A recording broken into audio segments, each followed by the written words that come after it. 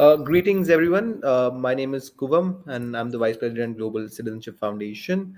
Let's take a minute to just let everybody join the session, and then we'll start. I'll just create a event notification.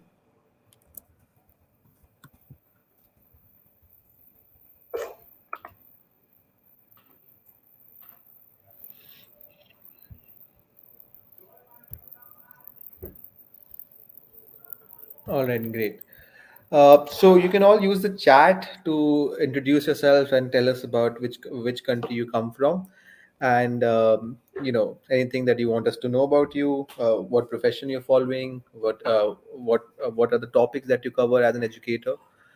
It would be great for the speaker to also know about all of that. Um all right, so let me start by introducing the speaker for today for the global distinguished lecture on how can we ensure meaningful change through education for sustainable development. We have with us Dr. Rafaela Espinal. Dr. Rafaela Espinal is a passionate transformational leader devoted to ensuring that children receive the highest quality education within an academically rigorous and nurturing community that honors language and culture. With a proven record of success, she has over 25 years of instructional and supervisory leadership experience that includes leading schools and districts by creating equitable educational opportunities for students.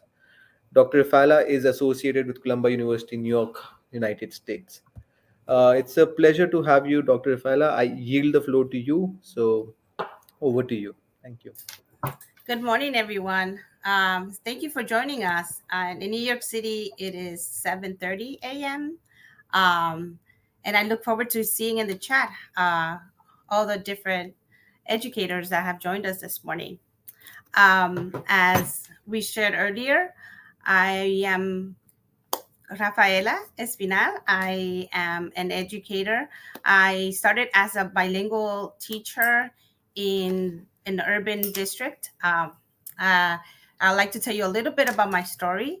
I was born and raised in Dominican Republic, and I arrived in this amazing country at the age of 7 years old, not speaking any English.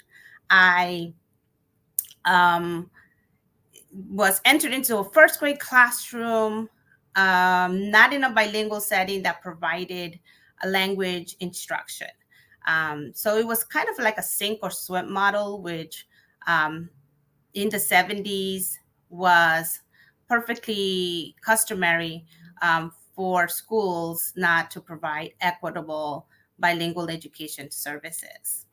That later inspired me to become a bilingual teacher because I felt strongly that in a country of immigrants, all of our students deserve the best education possible.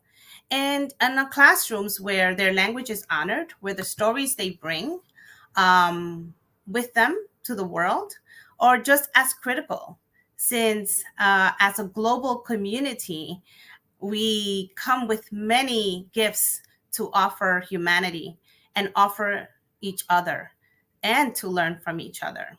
So I made sure that as a teacher, I celebrated every student's heritage, their language, from a variety of Latin American countries. I know that sometimes we assume that um, all Hispanic and Latin speakers of may share the same background, but it is not the case, particularly in a city like New York, where our classrooms of English language learners are composed of Latin American students from a variety of settings and countries.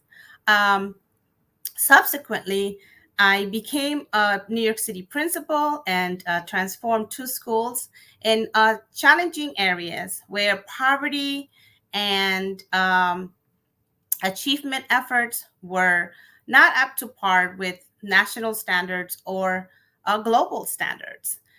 It is a calling and a passion to make sure that all students achieve. I think that should not be a detriment to student learning, since all students are born with an inherent capacity and a gift to learn. And it is our job as educators to ensure that we provide the opportunities, that we train the teachers, and to meet the different needs of a variety of students, as well as provide them with the resources that they need in order to meet those needs.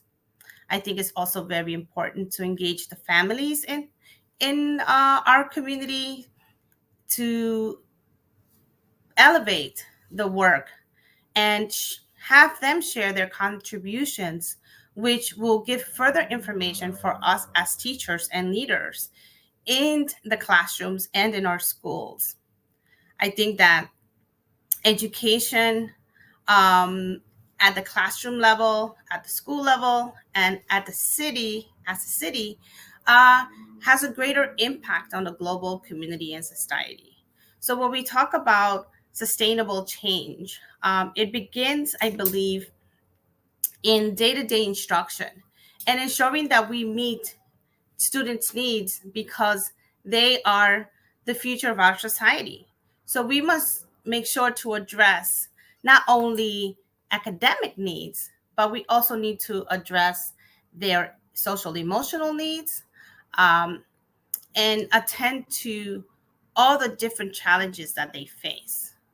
However, it is our job as school leaders and teachers to set the conditions in schools and classrooms so that when students enter classrooms, they are places of joy, whether they are places in urban city districts like New York, where we do have many resources and much more abundant than some of our other countries and counterparts. I know particularly where I was born in Dominican Republic, public education, it's not always accessible to all.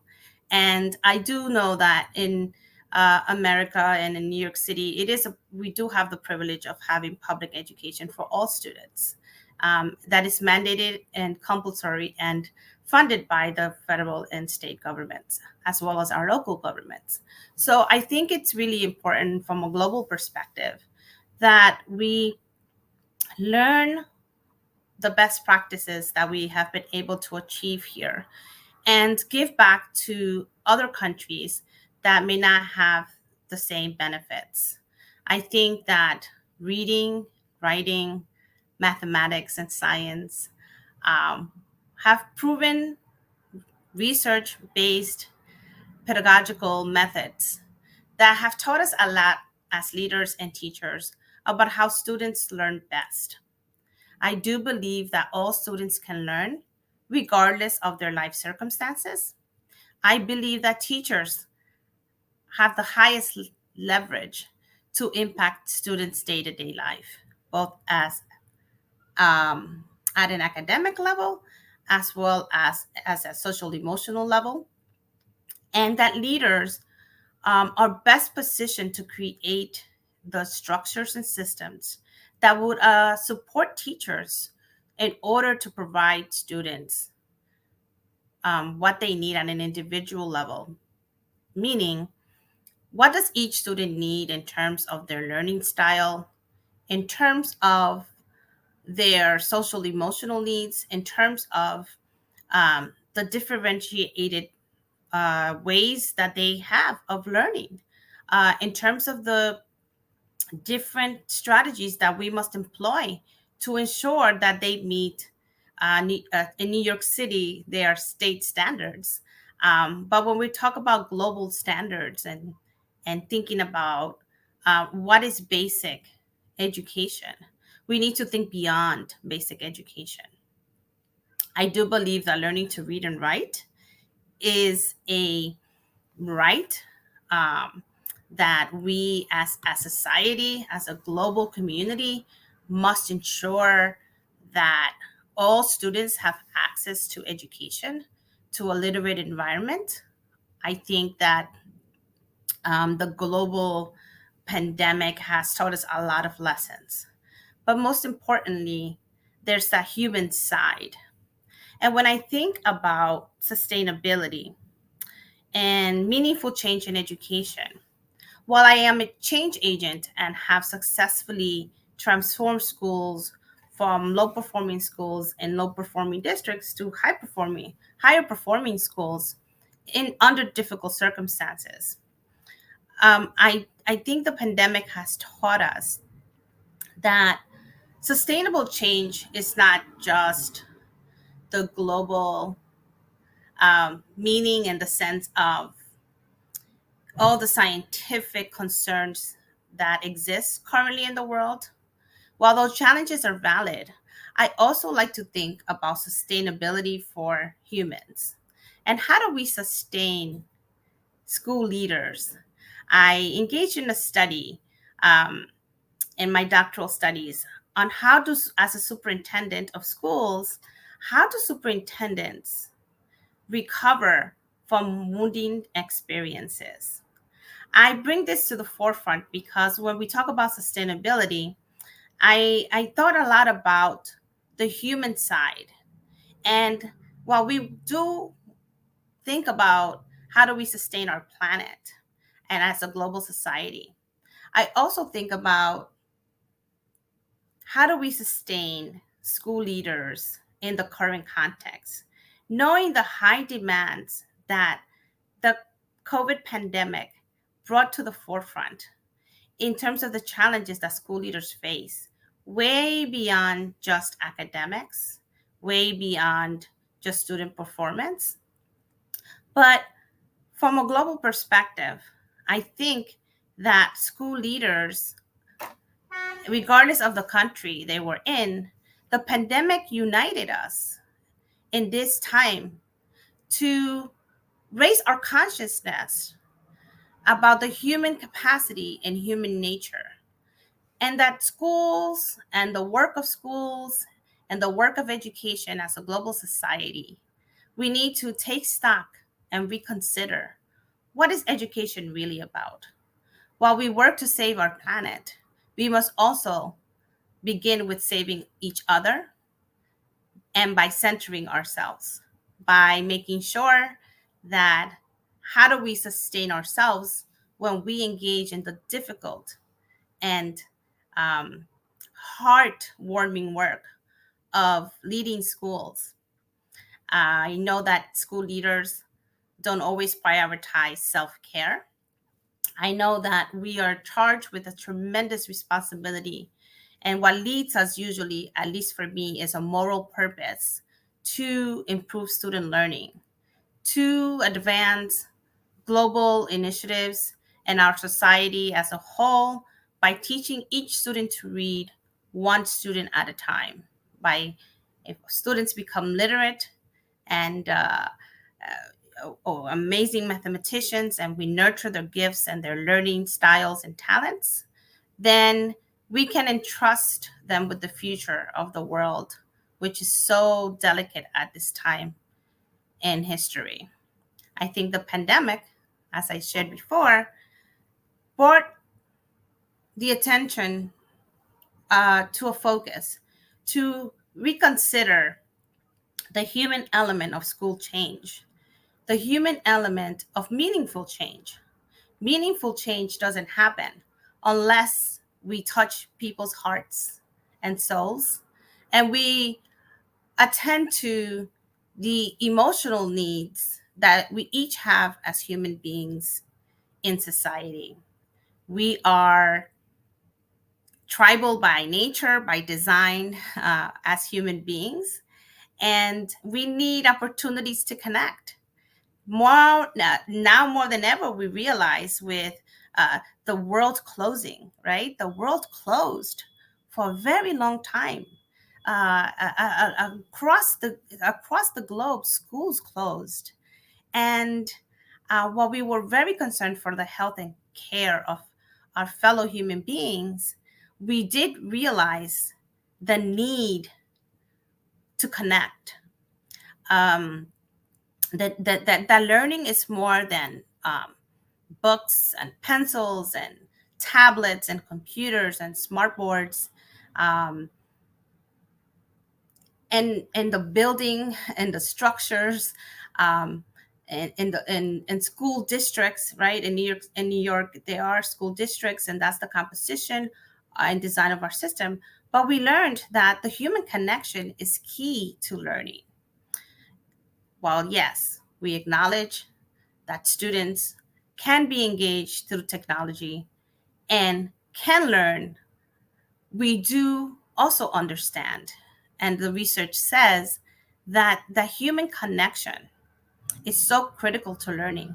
Socialization and being with peers to push your thinking, to test your capacity, to uh, provide the inspiration to reach toward a higher goal, all comes from human communication, human interaction, uh, feeling and living different emotions. I know that I I have two children who during quarantine, uh, it while it provided an opportunity to get closer and connect, we do know that education is a social um, it is a social act that requires students to have opportunities to learn, to talk, to speak, to listen, and to hear other people's ideas. And again, the human connection, the human touch.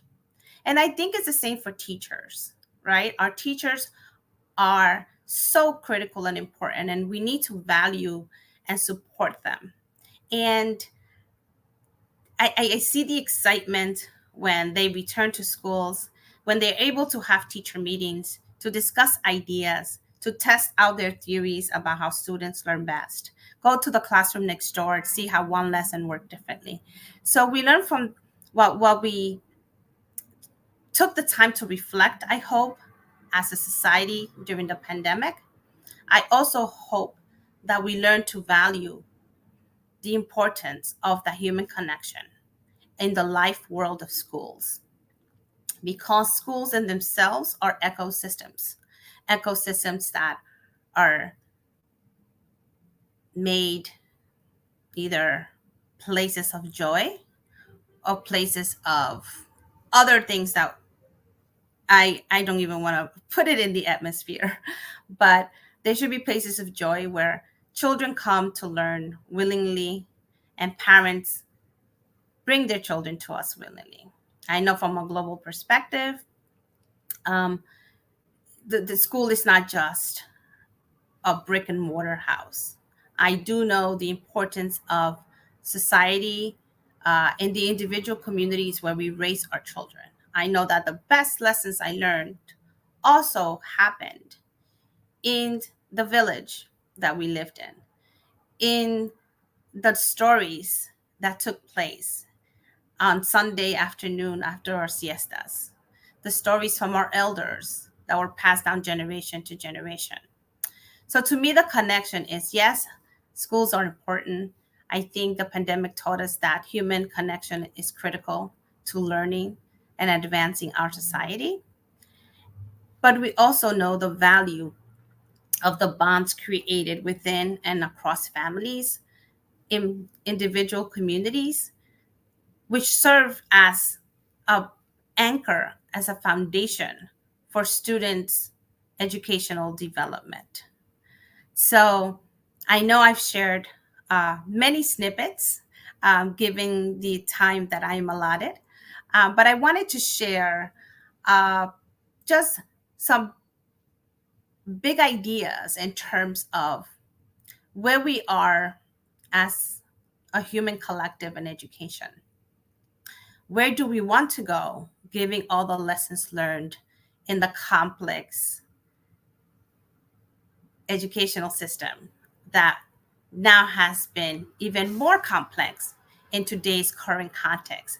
You know, I'm not sure if it's a post-pandemic world, but definitely a new normal. And what does that mean for meaningful change through um, education for sustainable development?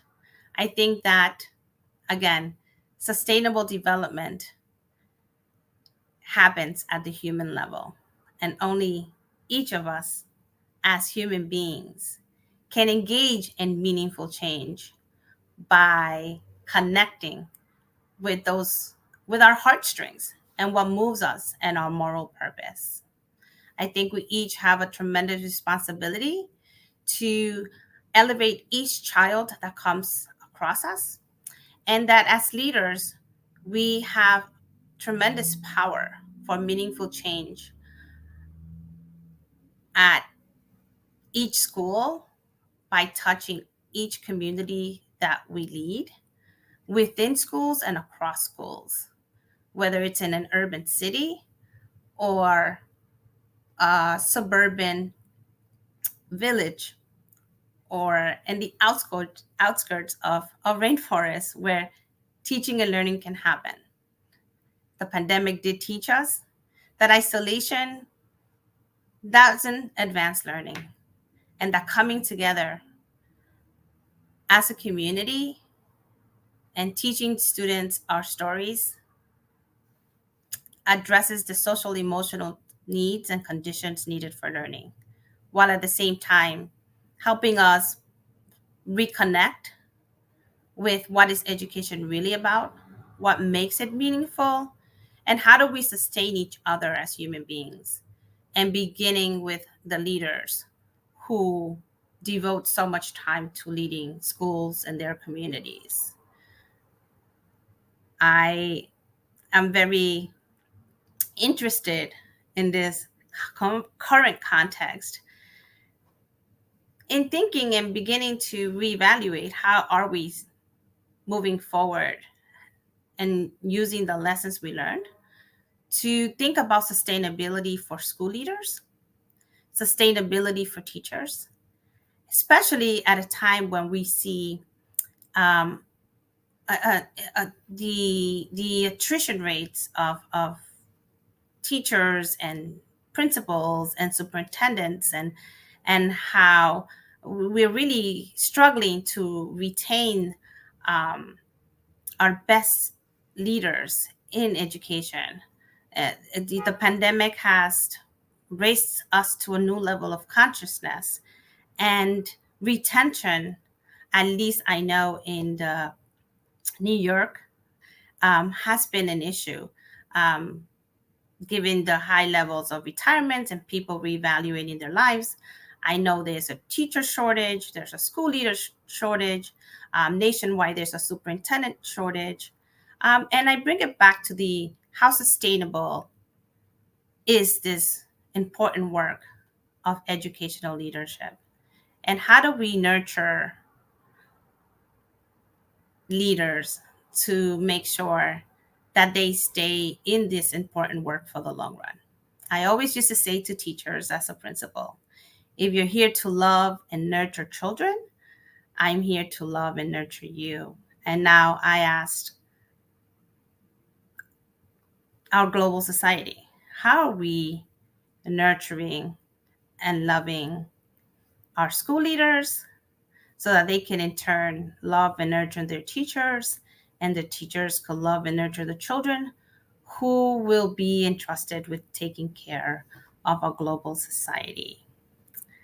And I leave you with that important question. Thank you.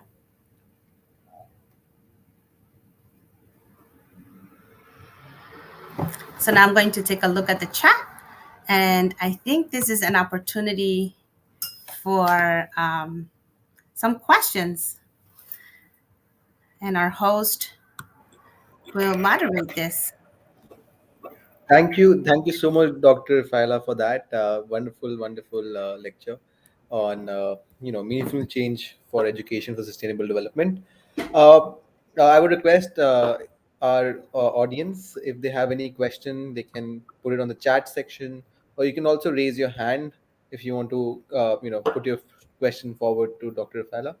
So the floor is open. Till then, I have one question that probably something that you can answer.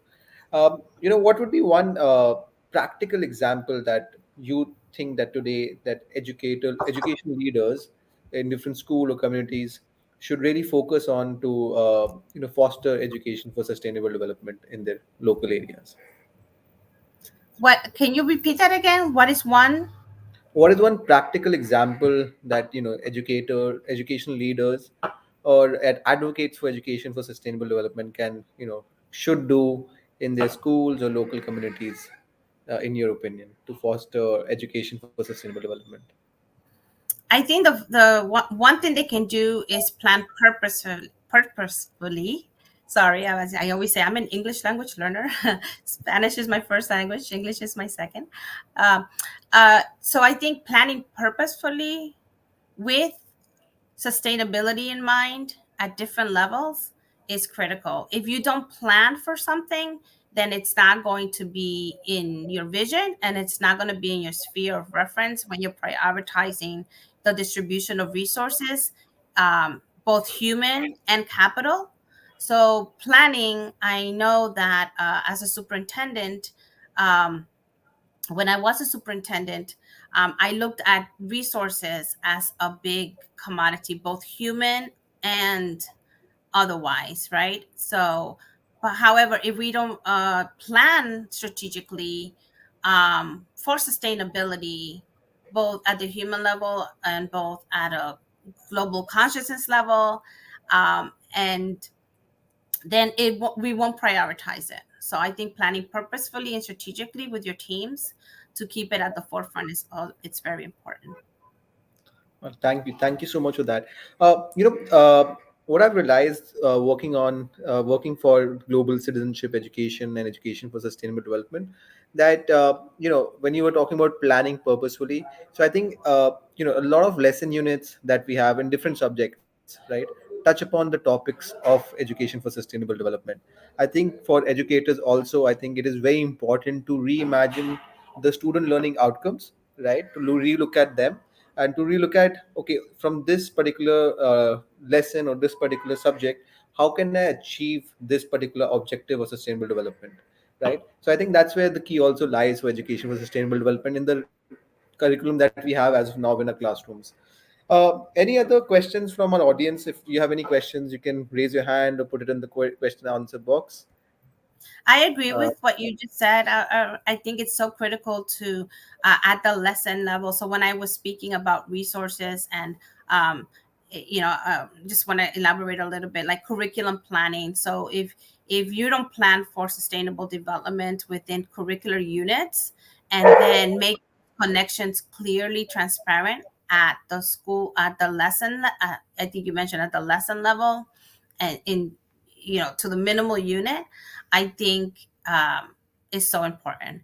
And I think that sometimes we think about sustainable development at at the high school level when students are 10, 11, 12 years old. And I think that curricular units starting as young as pre-kindergarten, 3-year olds, I think we start here.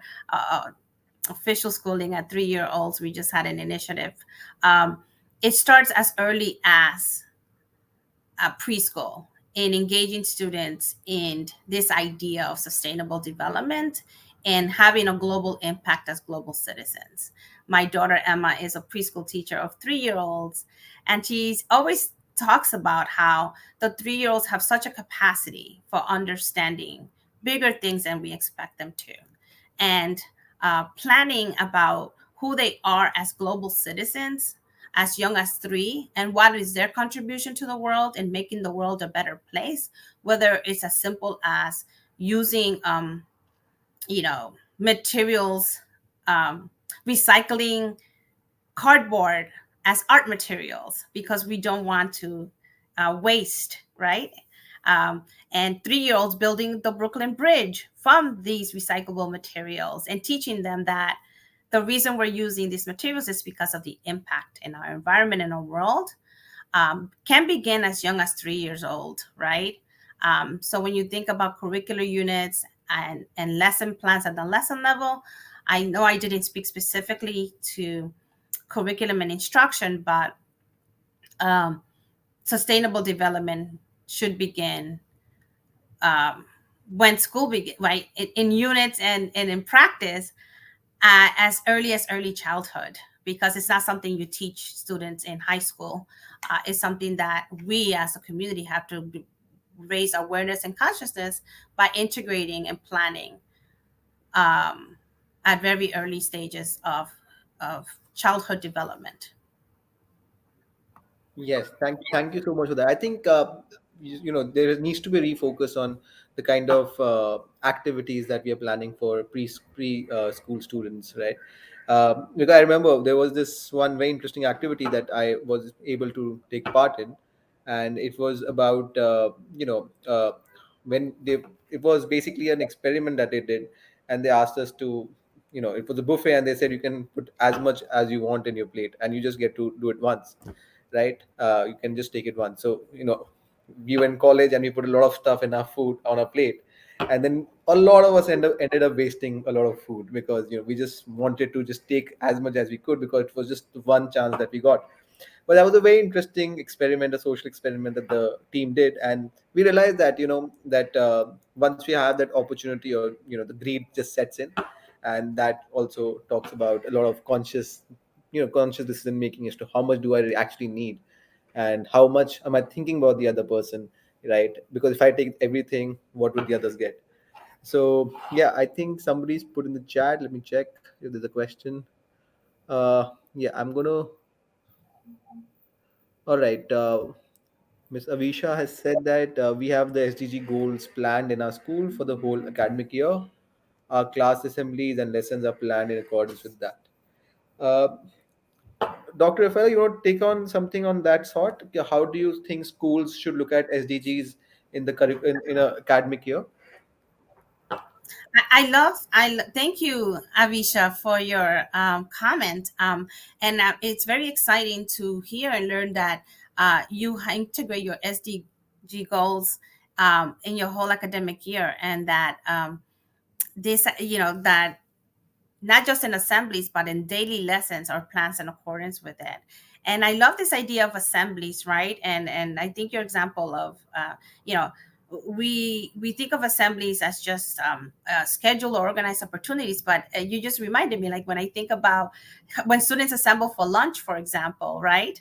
Um, where we do see a lot of interactions and particularly in lunchroom settings, and this idea of I know that our sustainability initiative in New York City did start at and how in the lunchrooms, and how are we teaching students about one, eh, making the right choices for sustainability in the way we and not making more additional waste than necessary, right? And what are our recycling and our methods of cleaning that have an impact on, you know on our environment? What are we doing to for sustainability practices? So I know in a lot of schools we have started some sustainability clubs, and but the conversation is still very young, and the initiative is still very young as well, um, which is surprising, right, from a global perspective. But I'm so glad to see that Avisha, that they integrate that as part of their school culture and plans throughout the academic year, and it gives me great ideas for beginning conversations in our work here. All right, great. I think another interesting thing, Miss Shima's sake adds that we have designed simple listening and speaking activities that lead to peace. So I think another Oh, component of SDGs, 16, talking about peace, global peace. That's brilliant to see.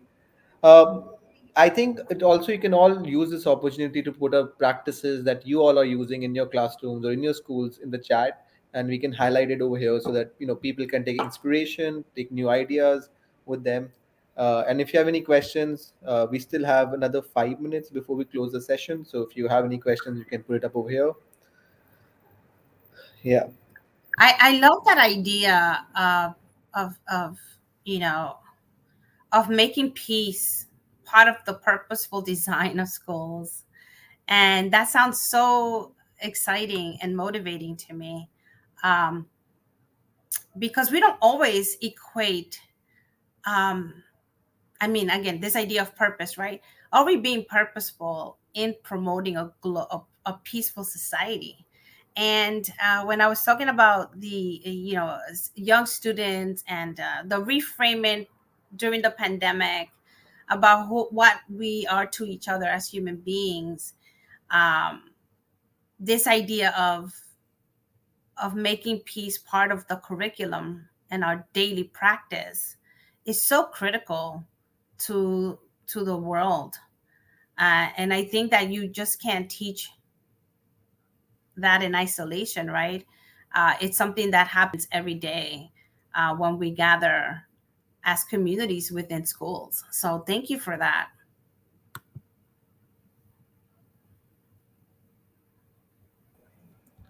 All right, all right, great. Anybody else? Any other ideas? Anything else that you'd want to share? Feel free to share that. Talking about peace, we had this interesting uh, project that we were doing with schools, and one of the schools, Alcon International School, and we were talking about conflict resolution, right? So we were preparing the curriculum with the school on conflict resolution, and as part of that activity that we did, there was this idea that the students have to do acts of kindness, right? We call them the 100 acts of global citizenship. And one of the students came up with an app, and the context that the student gave, that the biggest conflict that we have is within us, right? It is the conflicts of our thoughts. So he developed an app wherein a person who's facing conflicts within their thoughts could put up there, and connected the school counselor with that app so they can receive the responses and help the students. So I think a brilliant, brilliant idea. We also have Aryan who's joined us. I think he'll be here. But till that time, I think quiet time is something we need to make a part of daily routine. A very interesting idea. Uh, Peace is best taught through behavior and attitude. Leaders, teachers, adults express the desire to live in peace by showing love to others. Miss Najma Mohammed from South Africa. Thank you. I think great, great thoughts there. We motivate our students to implement SDG on daily basis. Miss Ankita Day. All right, great. Great. I'm also very happy about the kind of practices educators have developed all across the globe to embed social sustainable development goals in their curriculum, in their practices, and how they're fostering it in schools. There are very good examples coming out. I think yesterday in the panel discussion that we had, one of the panelists spoke on length about practical examples that they are doing at the at the community level. So I think that's very heartwarming to see. As I love, sorry, I love the idea that we brought it back to the human aspect of sustainable development goals, right? The I thank you, all of you, for sharing those specific examples and core values, right? About modeling peace and modeling uh, showing love to others, because what good is saving the planet if we're not doing it in a peaceful way, right? So thank you for those beautiful comments. I too agree that we have to be intentional about uh, creating opportunities for silence, right? And it's not something that's prioritized, at least not yet. And I think teachers are doing it in classrooms individually. Um, and but not yet globally, right? I see that a lot of the comments are coming from India, and I do understand from a cultural perspective how it's a priority. Um, so I'm so glad to see that we brought it back as we're closing to this human side of sustainable change, right? I love that. And this app idea and connecting to the guidance counselor. I know in New York City, we've been studying a method called Ruler, which is was developed by Mark Brackett at Yale University, that has really opened the conversation about emotions, and using the ruler method, which also has an app to identify our emotions and beginning our day by checking ourselves before we're ready for learning as students and as teachers and as leaders. And it's called the ruler method. Um, and it's really meant to help acknowledge emotions as well as strategies for regulating emotions, because they are so much part of you. We can't leave who we are as human beings at the door, and just be ready for schooling and learning. And I think that, bringing it back to the human level uh, is so critical as when we think about meaningful change, right? The meaning is the humanity of us as a collective community. And we think about sustainability from a global perspective.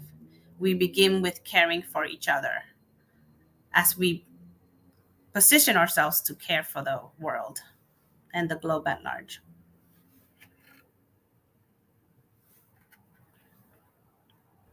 All right. Thank you so much for that. Arin, are you there? Yes, I'm here. All I right. think I'm having trouble connecting my uh, video cam, so I'm just trying to fix it. It's great to hear you, Dr. Espinal. I was just wondering, like, if in the audience, any of you are aware of the OECD Learning Compass. Like, I do feel that it's an interesting model that you can look at in case you're looking at advancing ESD and GCD within your schools. Like, one specific component of the OECD Learning Compass is the AAR cycle, that is anticipation, action, and reflection. I personally feel that this particular cycle can help educators give a lot of student agency. So as opposed to telling them what to do, letting them anticipate what happens and, like, look at the actions and reflect on the actions that they have taken. So I think that could be an interesting model that you can refer to as you're implementing your ESD plans within the school. Yeah, I think that's thank you for highlighting that point. It student agency is so important to learning, right? I think that we learn best what we are part of, um, and when we are part of that learning process is critical to internalizing any concept at large. You know, it also made me think, Ariane, as you think about that, like I know I'm privileged to work with Dr. Ellie Drago Severson, who is a professor at Columbia, and she was my dissertation advisor, and she does amazing work with adult development theory, and she has written many books about ways of knowing and feedback and adult learning and teaching, uh, and leading teacher learning, and she speaks about um, our ways of knowing and where we fall in terms of how our, again, what she calls our ways of knowing develop from constructed developmental theory and Keegan's work at Harvard, where she also studied, and understanding people's people from those different developmental capacities as we plan purposefully to advance their learning. And I think that's connected also to this idea of agency and getting to know students better. um, but I know in my opening lecture, I talked a little bit about how this global pandemic has also brought attention to the sustainability of educators as human beings and leaders. So I just wanted to uh, just share a little bit about Dr. Drago Ellie Severson's work with constructive developmental theory for all the educators that are on the chat, um, to take a look at that work as well as they support their teachers. Dr. Espinal, I think even in the learning compass, when you look at it, there's this concept of co-agency in addition to agency. And I do like the way they have defined agency as beyond voice and choice. Um, Mm. so I was wondering, like, what is your take on co-agency and how do you think educators can foster this idea of co-agency to implement ESD? So to me, co-agency means that we're not dictating plans or ideas or standing on the soapbox to share a set of rules or structures to fix something, right? Co-agency to me means bringing people to the table, and having conversations around a common purpose and co-creating action plans and strategies for addressing a problem of practice, whether it's related to you know, sustainability or related to we were talking earlier, Aaron, before you joined us about planning at the unit at the lesson plan level and curricular level, um, and co-agency. I love that term. I want to definitely learn more about it. But what I what I have I like to think in my own practice, what I have done in the past is bring teachers, when I was a principal, bring teachers to the table, and as a superintendent, bring principals to the table to explore problem of practice and together bring our best ideas to come up with a coherent plan of action to address whatever the problem of practice that we want to put at the table. It gives every person the an opportunity to engage with their own self-efficacy and to reflect on their own practice in order to articulate their opinion on a particular solution to a problem of practice.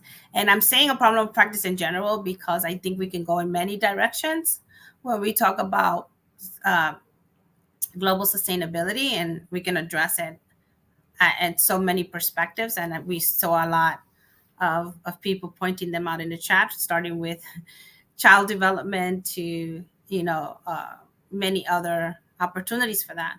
So I think co-agency just means that, right? Bringing people to the table to share their ideas, engaging them, and building on everyone's self-efficacy for the greater good and the whole. And I hope that makes sense, Aaron. Absolutely. Thank you for that. I was just wondering, like, when I was just reflecting on one of the projects that we implemented prior to the pandemic. We called it the 100 Acts of Global Citizenship, and we partnered with UNESCO to drive the kindness campaign that UNESCO had. So one of the things that we saw is schools where young people were given an opportunity to choose the kind of projects that they want. The projects went beyond the time frame, uh, and they continued. But where you saw adults telling kids what kind of sustainability projects they had to take up, those did not sustain beyond the point. And I did see some really good initiatives materialize into nonprofits started by young people who are as young as grade 7 students or grade 8 students. So it's amazing to see how much co-agency or how much student agency can drive the results and outcomes meaningfully. So personally, to trust a bit in the kids that yes, they have the wisdom to take things forward. And I think once you have that space where young people are given an opportunity to make that kind of a choice, I do believe that those things last longer than when we tell them what to do. So I think we need to trust in the kids a bit more when it comes to sustainability and sustainable development and even global citizenship for that matter. I think you're right on target with that. I think that sometimes that our students have better ideas than we have as adults, and they observe the world from a different angle and perspective, and we should really be listening more closely. And I'm not surprised by your finding that the student initiated and student driven projects had greater sustainability than projects that were adult driven or dictated by the adults. I am not surprised at all. I think in my 30 years of educational experience, I too have found that when students have choice, um, even as something as simple as what they will write about and the selection of books that they will read and the kind of projects that they want to engage in, particularly what you mentioned, those long-term projects that are meant to taught a sense of global citizenship. When they are the drivers in action, they have long-term effects, both of them as learners, as well as a greater impact on the community at large. So I'm not surprised by that finding, Aaron. So I was just wondering, Dr. Espinal, if we can have the audience talk about, I mean, so like, share with us what is that one thing that they would do differently once they go back to school after this interaction that we've had. So if there's one thing that they want to drive differently in their classrooms, what would that be?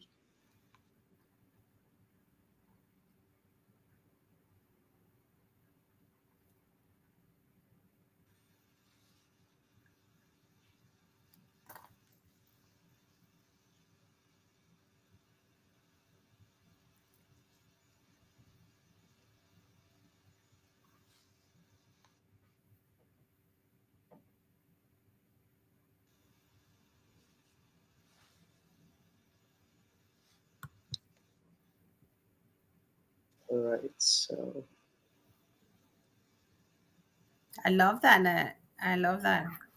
Children are seeing the world through an age-appropriate and modern lens.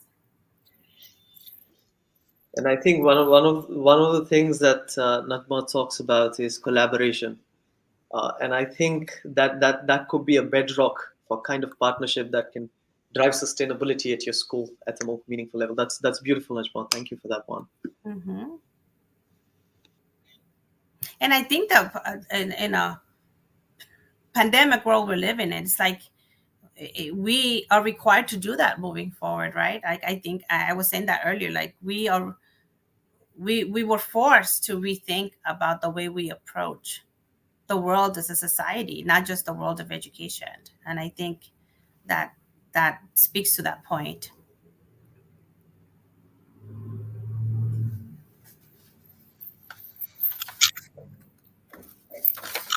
I think Helen talks about working or carrying out tasks in groups.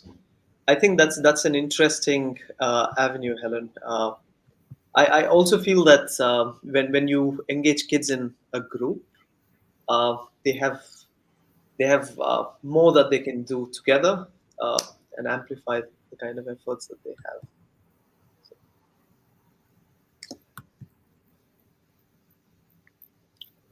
And I want to add the importance of when you talked about the co-agency, Aaron, like when we put kids in group, also providing the opportunity for that self-agency as well. Sometimes we give predetermined groups and we don't always give that much choice. But just as a reminder that sometimes providing choice for those groups is also very important. Yeah, absolutely. I was just reflecting. Recently, I was in Dublin for the European Declaration on Global Education 2050, and I think one of the main thematic areas out there was the idea of hope, the pedagogy of hope, the Mm, practice of hope in a school. And I think what Seema is also talking about reflects that very idea that you need to trust in the kids. And the moment you lose hope, you have lost the battle halfway. So, I mean, so the most important thing I personally feel is when you start believing that your kids can do it, even if they cannot, they would do it. I think sometimes, I mean, so that positive edge that they get out of such a belief by teachers. I think that's really important.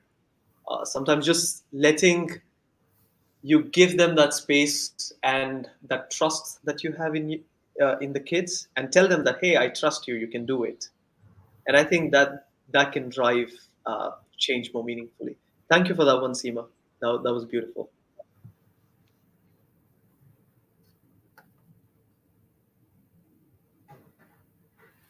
as a principal, Aaron, I always, in my first principalship, I was a principal of two schools before becoming a superintendent, and now I'm the director of multilingual learners for Manhattan, which is a New York City, and as a principal, I teachers, other principals would say, "How do you get the students to progress so quickly. How do we get the teachers to do that? And it's so funny because I I don't take it lightly, but I always said because we believed that they could. And if it starts with believing that they are capable, because we have an immense capacity regardless of the life circumstances that exist outside classrooms.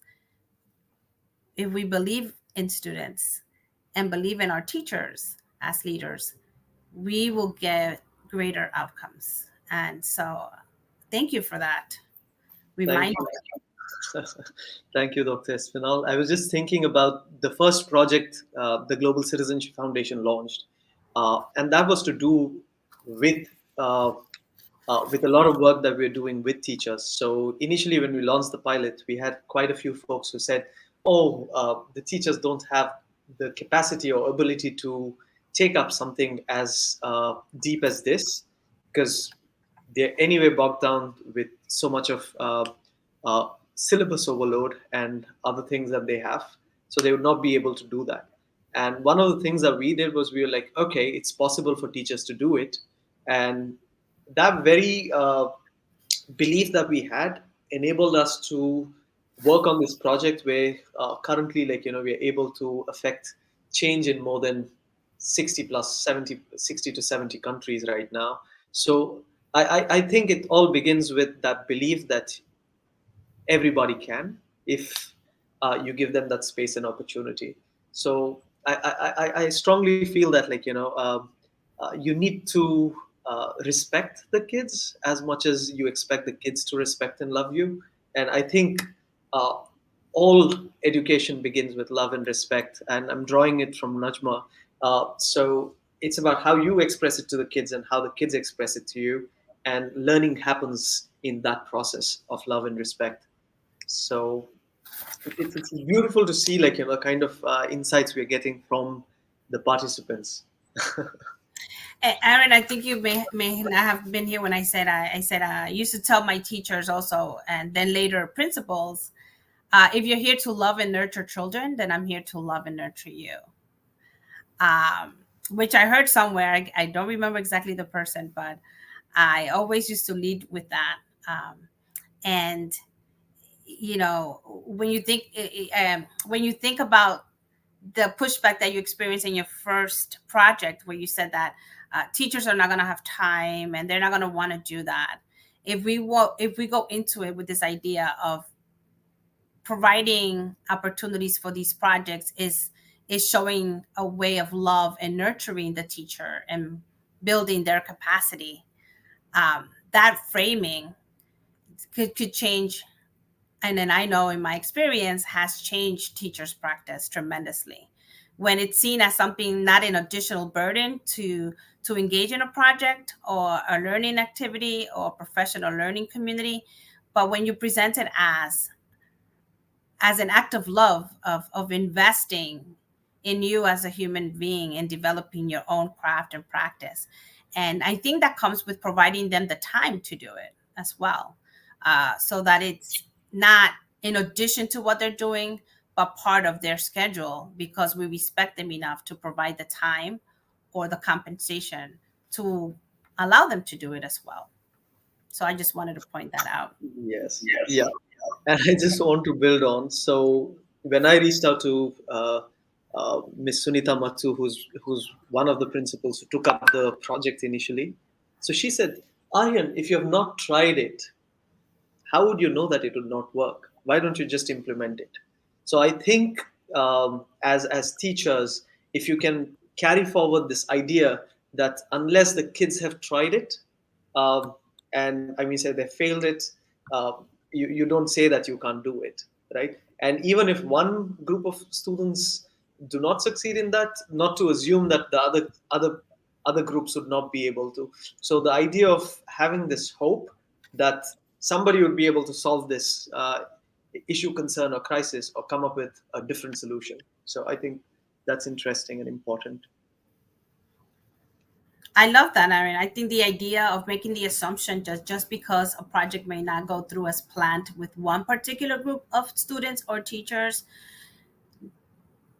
not making the assumption that another group of students or teachers could get a completely different result that could impact more teachers and generations of students.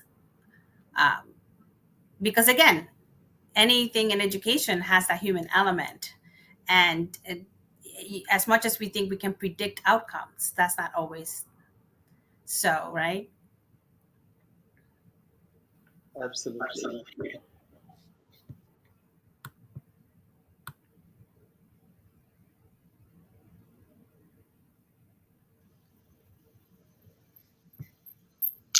Dr. Oh, Espinal, there are three things that a teacher should do in the classroom, other than what we have spoken about, the kind of mindset that we have. The three actions that a teacher can take to ensure that, sustainable development doesn't end up being a checklisted uh, uh, item on the agenda, but a more deeper engagement. What would that be?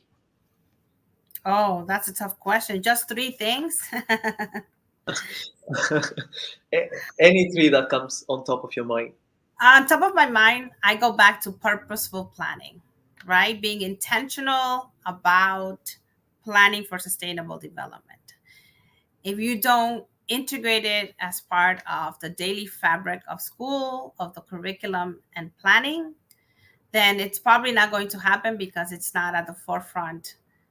And in writing, I do believe in planning in writing, right? And if it's not named in the plan, then it's not going to happen. I think the second thing is that human element piece, right? Thinking about the connections of what this important work means at the human level, and then approaching that from that stance to address students and to raise the awareness um, about being global citizens, and that schooling is not just for this moment in time and for this particular classroom, but it's for the impact that you're going to have on society as a global citizen, right? So it's keeping that human aspect always at the forefront of everything we say and do. And as some of our uh, members on the chat were saying, um, the third thing is that love aspect, right?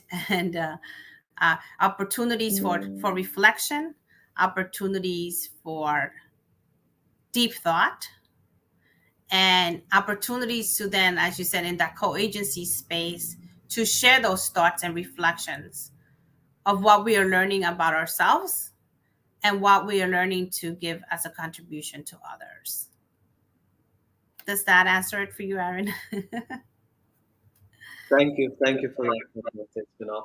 And I was just wondering, at this moment, like if we can take this discussion post this lecture, if we can move into the community and have this discussion on what frameworks and models can we take up, and perhaps have more like a book club where some of us can actually look at diverse aspects of models like the OECD, what do you call, learning framework, or learning compass, and other models. I think it could be an interesting avenue for some of us to translate some of the cutting edge knowledge, research, and experiences into meaningful action as we move forward.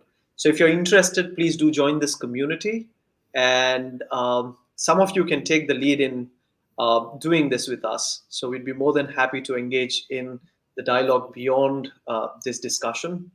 So I've just added the link, the invitation link that you can have. This is an exclusive community for education leaders. So that's from me. So Dr. Espinal, you can please continue.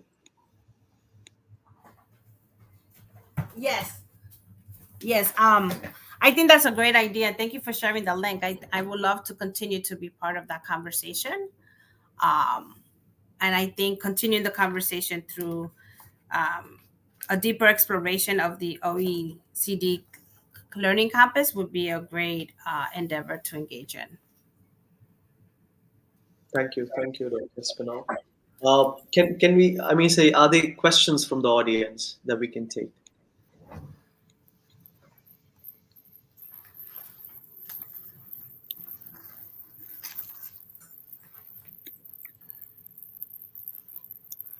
Okay. All right. Okay. I think that's tended to. All right. So.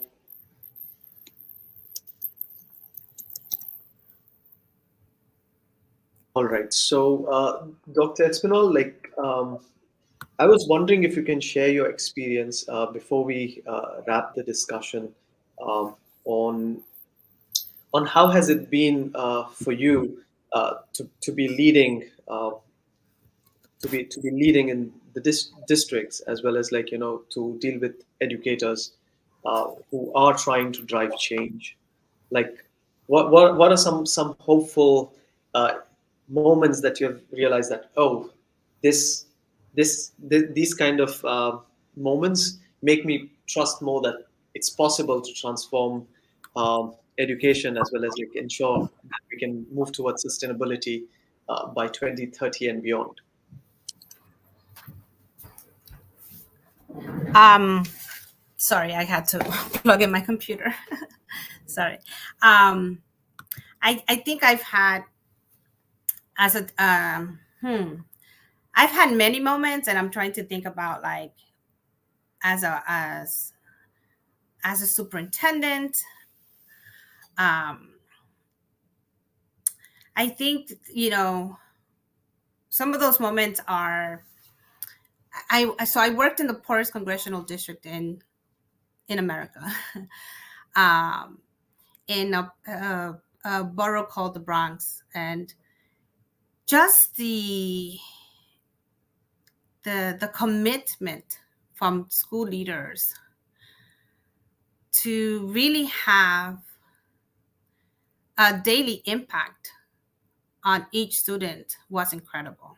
It takes a lot of courage to take on difficult situations and schools in need of a lot of love and care. Since we were talking about a lot of love and care, to be able to educate the whole child.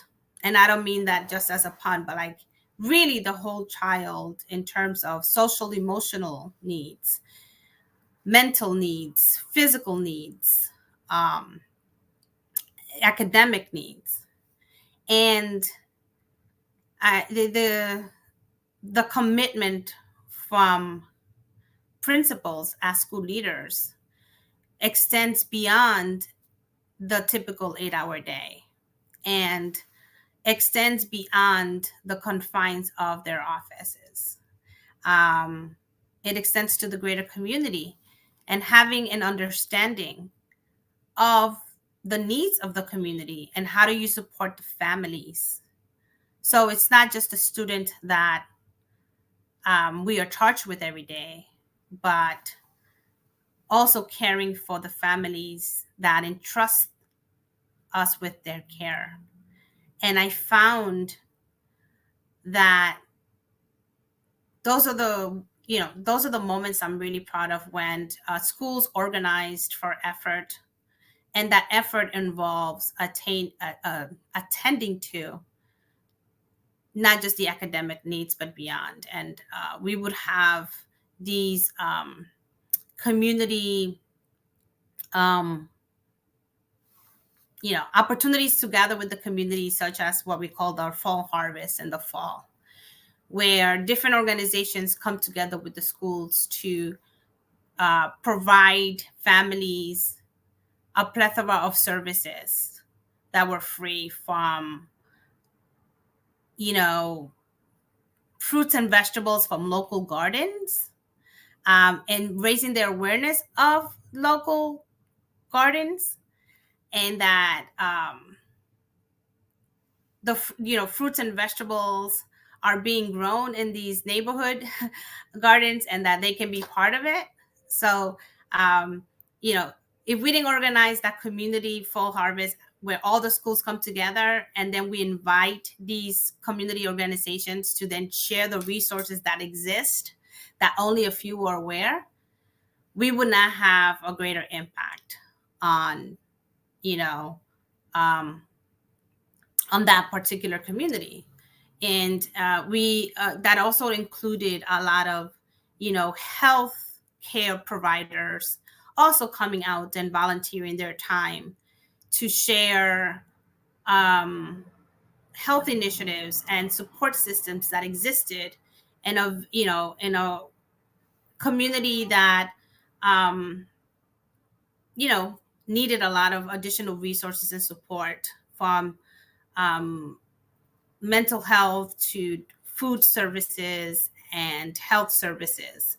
And the principals in the schools would come together with me as the leader in the district to organize multiple opportunities throughout the year to share the services that exist within the borough, the city at large, and raising that awareness, and giving access to families in terms of communication, um, support, and supports, and making sure that there was a point person at every school to coordinate the supports for the families. Because when we talk about educating our students, we also have to take care of educating the families so that they can provide the right set of supports and the learning conditions for our students as well. I think that's a beautiful point, Dr. Espinal. I feel that schools should have a center for parent education, because if you're doing your job right, still we lack in many spaces, not because we are not doing enough, but because there's a dichotomy in what we are teaching and what happens at home. So perhaps if we can involve parents and if we can educate parents as we move along, I think the change would be lasting and sustainable. So it's really interesting to see if some of the schools can take this up to have a center within their school to engage parents in a more deeper, at a more deeper level, in it, uh, in covering these issues and topics. Uh, Having said that, I think we have come towards the end of this discussion. But Dr. Espinal, it was an amazing experience to have heard you and to have learned from your experiences and insight. So, on behalf of the Global Citizenship Foundation, the Council for Global Citizenship Education, and all our attendees, I extend my deepest gratitude to you for taking out the time out of your busy schedule and for enriching this discourse through your amazing ideas, insights, and experiences. I also thank each and every participant here for everything that you're doing to advance this discourse and action towards transforming education for human and planetary flourishing. We appreciate the time, the insights, the efforts that you all have taken to contribute to driving this extremely crucial discussion towards shaping the many futures of education for generations of young people. Uh, we can move towards the networking area now and can have an informal discussion. And also at the end, we could carry forward this discussion or at the community or in the community. So feel free to join the community. It's it's a space where educators can come together, network, connect with other passionate educators from around the world. So, once again, I thank you all and see you soon. Until then, take care, stay safe, and spread love and compassion. Our world needs it more than ever before. Thank you. And thank you so much for having me and inviting me to share with all of you. I really appreciate it. Thank you, Dr. Ismail.